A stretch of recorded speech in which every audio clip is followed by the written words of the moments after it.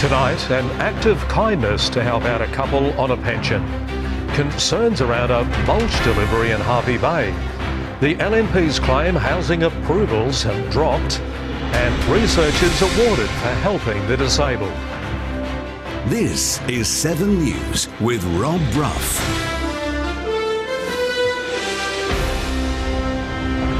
Good evening. Thanks very much for joining us. A $700 surprise donation has left a couple who are on a pension speechless. Valmay Gerber has been waiting 3 months for travel reimbursements after rigorous medical treatment. But the anonymous donor says it's the least he could do to help out. It's a surprise Paul and Valmay Gerber never saw coming. An anonymous donor has come forward for the offset of the bills that you have to pay for. I wish I could thank him personally.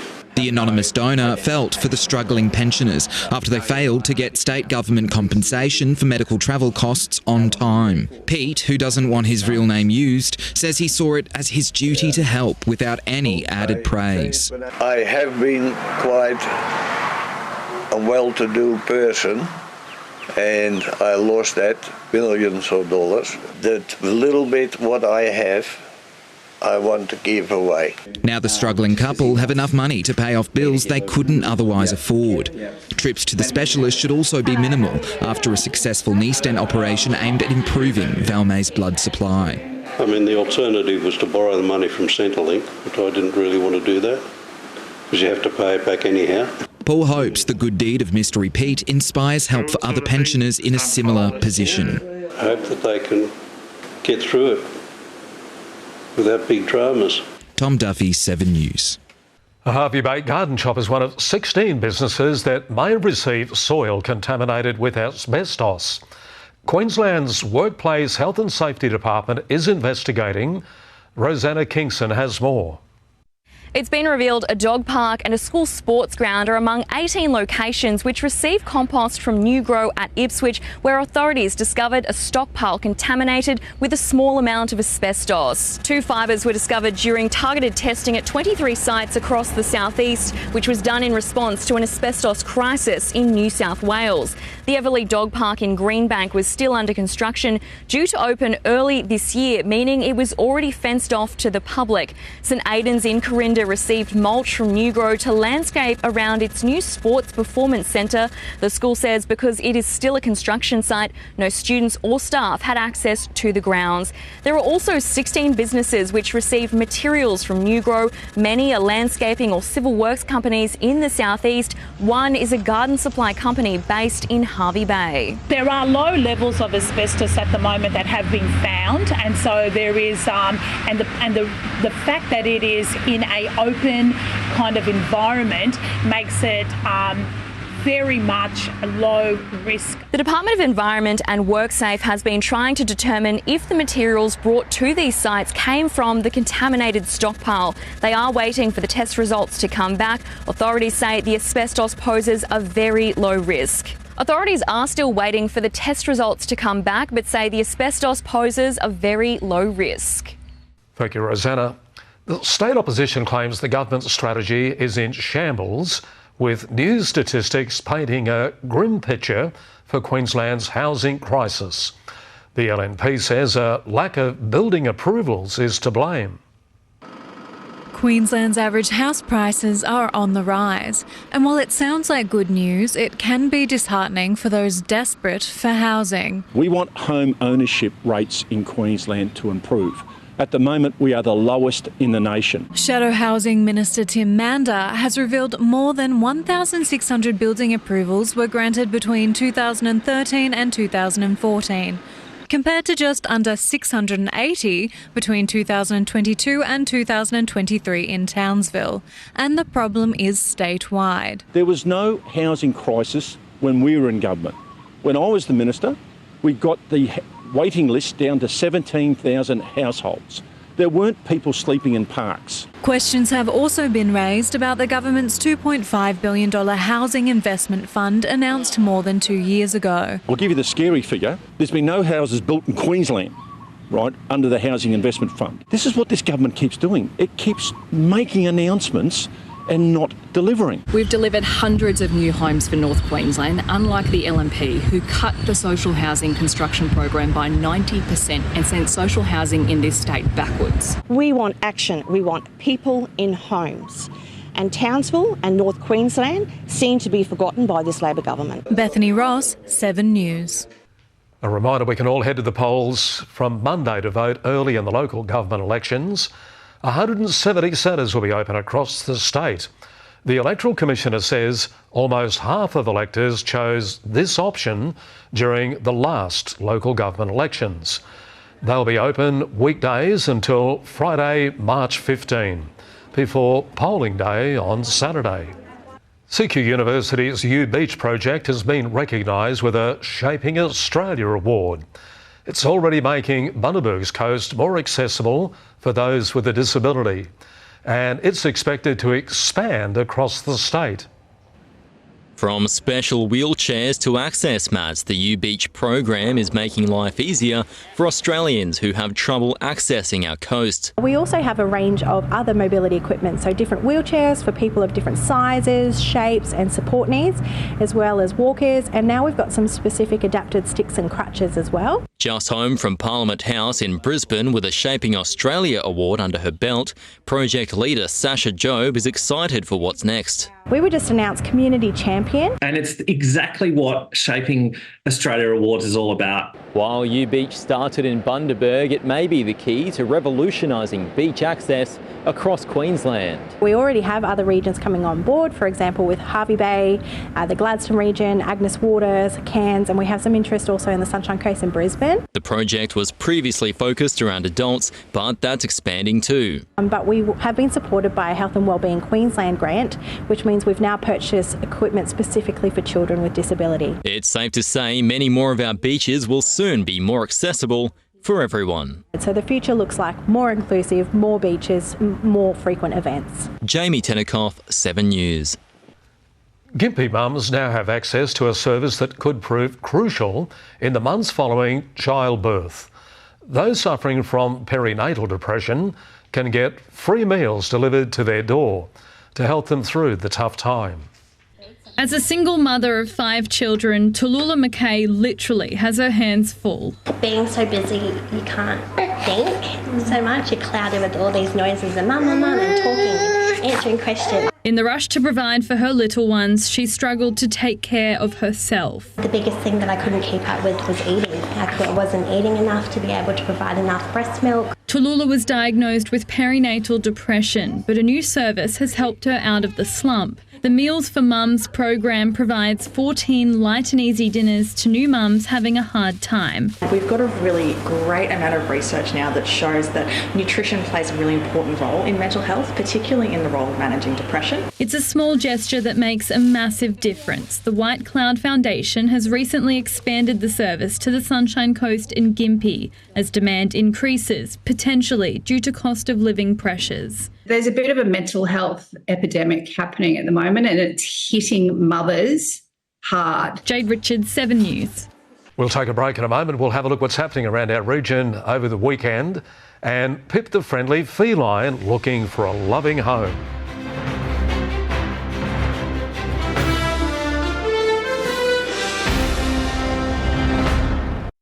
The Wide Bay turns to 7 News to keep up to date on local issues.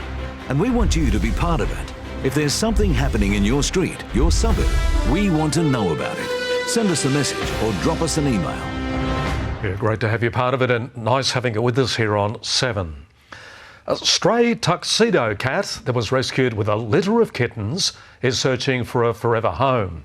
Her babies were adopted 7 weeks ago, but Pip is still waiting to find a new family of her own. There's never a shortage of meows and purrs at the Fraser Coast Adoption Centre. Pip the cat has been longing for a new owner since the new year. She's been in our adoption centre now for 7 weeks, waiting to find her forever home. At just over 1 year old, she's the perfect balance between kitten and grown-up. Pip's got a really nice personality. She does get on quite well with other cats. Though she wasn't too impressed by the camera pointed her way today. Just don't look. Just don't look.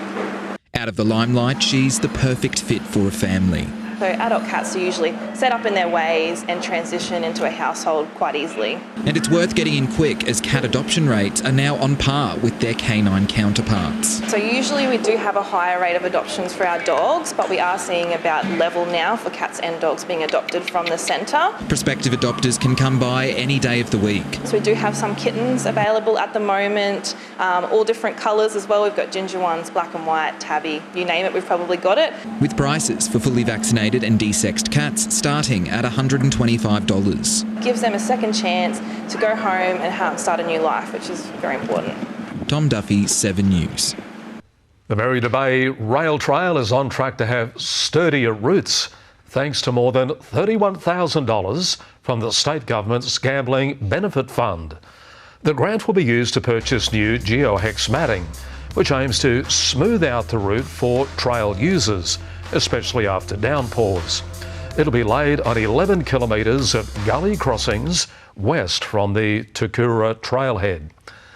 Let's have a look now what's happening around the region over the weekend with Melissa Davis. Thanks, Rob.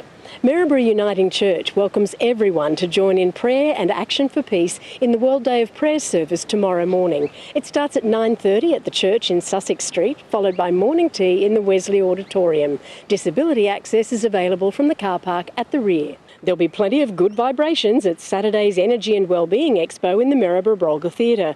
It's the perfect opportunity to tap into psychic readers, healing modalities, crystals, tarots and more between 9 a.m. and 4 p.m. Entry is $5. Lace up your sand shoes and join local myeloma blood cancer patients and families for My Greatest Walk, stepping out from Urangan Pier in Harvey Bay at 8 a.m. on Sunday. Myeloma Australia needs your help to gain nurses for regional areas. Register online at myeloma.org.au/mygreatestwalk. You'll find a wide range of fine food, fresh produce, plants and fabulous crafts by local artisans to tempt you at the Woodgate Beach Market in Kangaroo Court this Sunday from 7 a.m. to 11 a.m. And the Brough Theatre in Maryborough will be jam-packed with information and services available to women and families at the Birthing in the Bay Expo from 10 a.m. on Sunday. It's a free event where you can ask questions of midwives, childbirth educators, doulas and other experts. Have you got any special weekend events planned in your neck of the woods? We'd love to know about them, so send the details to widebaywhatson@7.com.au. I'm Melissa Davis. I hope you have a great weekend. Yeah, wonderful, Melissa. Thank you very much. You have a good weekend too, won't you? Big pre-season AFL event this Saturday night. Indeed, Brough. The Waves Eagles are hosting teams from across the region and beyond in an exciting new gala day. We'll have all the details on that next as the region's best futsal players spend the week trying to bring glory to their school.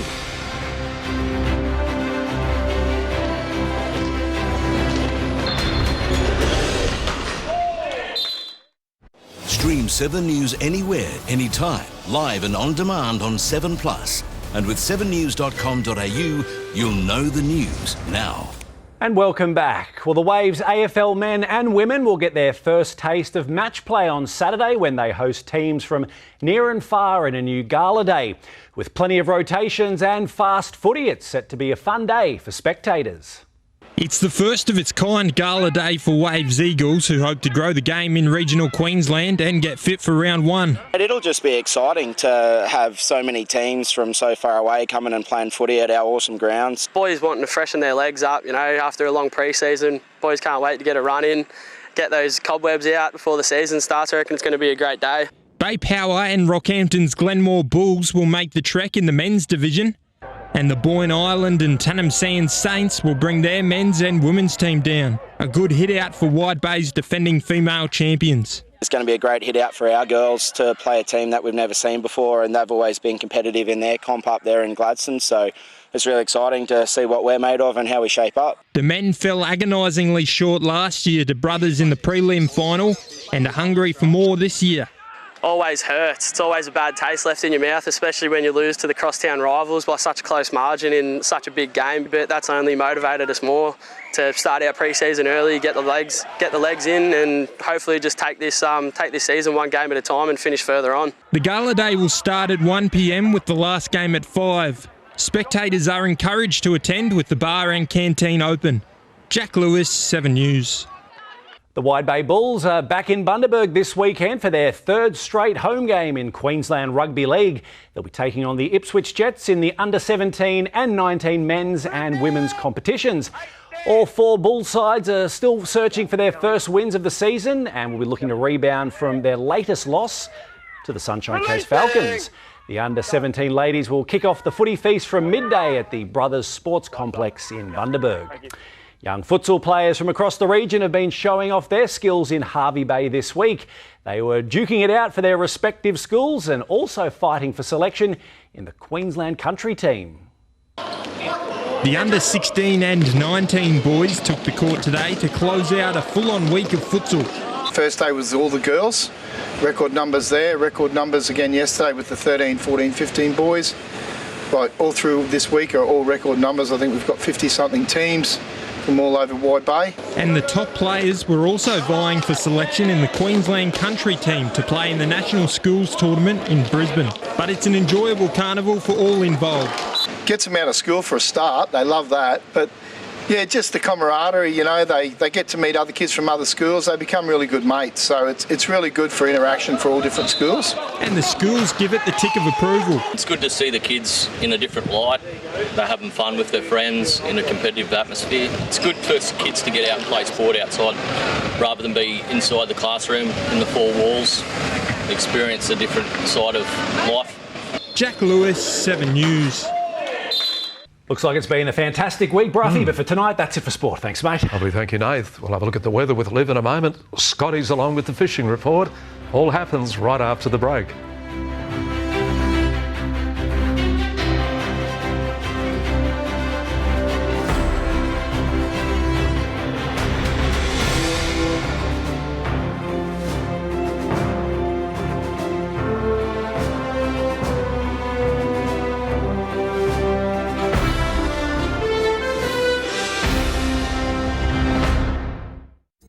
Good evening, Livio, Regano with tonight's weather. Humidity starting to get uncomfortable over central and southern Queensland, and it can only get worse over the next 2 days. Any cool changes will have to wait until next week, hopefully with some storms on Sunday, Monday to accompany the temperature drop. Today's tops around the region were generally in the low 30s after another night in the low 20s, and humidity at the higher end of average, generally uncomfortable by most definitions. On the satellite loop now you can see the distinctly sharp band of cloud that delineates those very heavy showers that we had and storms overnight that have moved sort of into the Daintree and Cassowary area at the moment. Funnily enough, this southeasterly surge, you won't see it on the chart. It's more obvious on the satellite picture because you can almost see that arc of cloud. To the south it's pretty rain-free, but you can see in the southeast corner we're starting to get storms, and maybe tomorrow they'll get closer and closer. This is today's chart.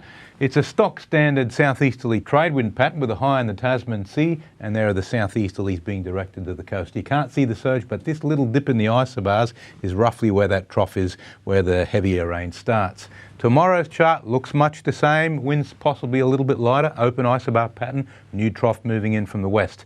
Then on the outlook chart, this trough becomes a main feature of interest because over the weekend, it gets delayed all the time. Certainly by Sunday it'll come through, kick off some storms around the Darling Downs southeast coast and eventually clear off the coast, not until Tuesday as a cool change. Now the latest from BOM, the boating forecast for Hervey Bay waters, east to southeast winds just 10 to 15 knots tomorrow, swinging to the northeast on Saturday and then a straight northerly on Sunday. Gari offshore will follow the same pattern, easterly 10 to 15 knots tomorrow, seas under a metre, northeasterly for Saturday and almost straight northerly by Sunday. Nice simple tides tomorrow. There's a moderate peak in the middle of the day, flanked on either side by a low tide first thing in the morning and another one around sundown. The Wide Bay Burnett, a fine, mostly sunny day. Bundaberg 20 up to 32 degrees, Gympie 33, Hervey Bay 32, Maryborough 33. Looking ahead for Bundaberg, the cool change has now been delayed until Tuesday. Not a big temperature drop, but with storms in the lead up and showers on the follow through, it's got to be good news. And that's the weather in one great big nutshell, the last summer weather presentation for 2024. It'll be autumn when I see you next, and I'm looking forward to it. Enjoy the last night of the season. Here's Scotty Hillier with a fishing report. Yeah, good on you, Livio. Neap tides on the way, but it does look like that wind is going to be in the light to moderate range, so the offshore boaties should get a chance to sneak out. I can report mackerel, tuna on the chew big time. Here's a couple of tips. Now, these smaller tides will see fishing a little bit tough for the weekend, although the water in most areas is starting to clean up, and offshore that bait is really starting to turn up. With that, the tuna and mackerel species, as I mentioned earlier, they're in really good numbers, with trolling along with casting a range of metals and plastics all working. Just remember to vary up your retrieval. If you can't get a bite, try something different. You might just spark a bit of a bite. A couple of really good coral trout also on the shallows taking live baits, with good sweet lip also in those shallows as well. And the local fads are holding good dolphin fish at the moment, pitching unweighted live baits or slices of pillies doing the trick. Now check this out. Shane O'Kimlin nailed this lovely big Spaniard on a jig recently, working it nice and quick through the water column. Great fish, Shane-O. Now, a little tip, if you are chasing more outdoor action, make sure you join me and the team 5:30 Saturday for Creek to Coast. We're in the Bundaberg region, and I can tell you we get stuck into a couple of monster muddies. Good luck if you hit the water. See you next week. Yeah, thank you, Scotty. Good on you, mate. Have a nice weekend. That wraps it up. And a reminder, anything you'd like to watch again, our 7plus app or our page, 7news.com.au. Catch you tomorrow night. Good night.